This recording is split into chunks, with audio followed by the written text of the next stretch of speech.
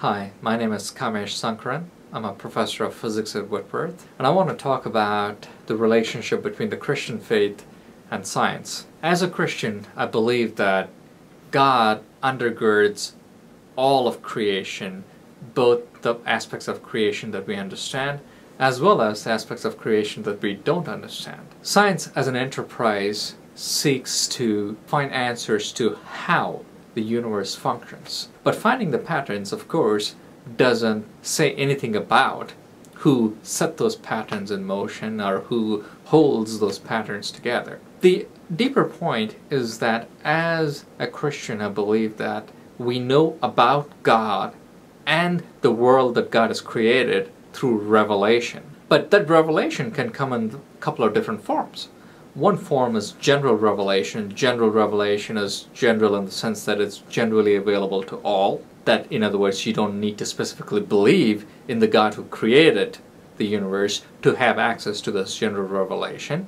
And special revelation that is specifically given to those that specifically speaks about God himself. So you have both the general revelation and the special revelation.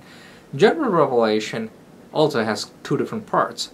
One part is the general patterns in which the natural world, the physical world functions, of what I will call as the physical law. But general revelation also has a point about our human morality and how we ought to function as created beings in a society that has to do with the moral law aspect of general revelation. But let me just focus on the natural law part of general revelation. Natural law allows us the fact that God reveals his pattern of creation through this physical law is something that gives us freedom to explore the natural world and see how it operates. Now, special revelation talks about the fallen human nature.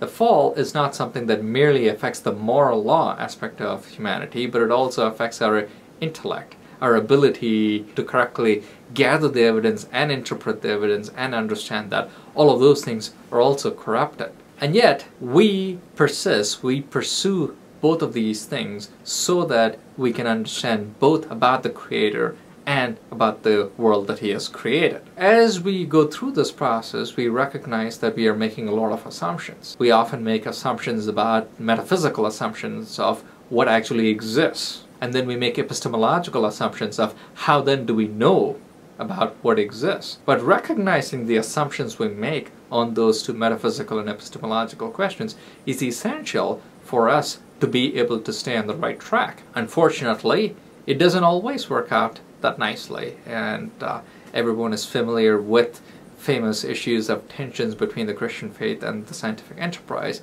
But those things have to do with some of the underlying assumptions of what are metaphysical assumptions that we hold and what epistemological assumptions that we hold.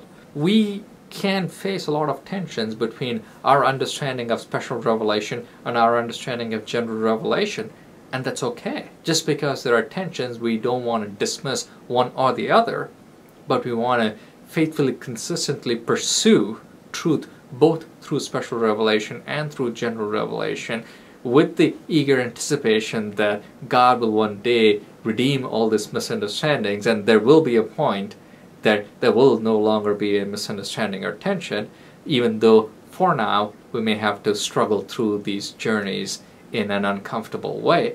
But that's something that as a Christian that I'm called to pursue.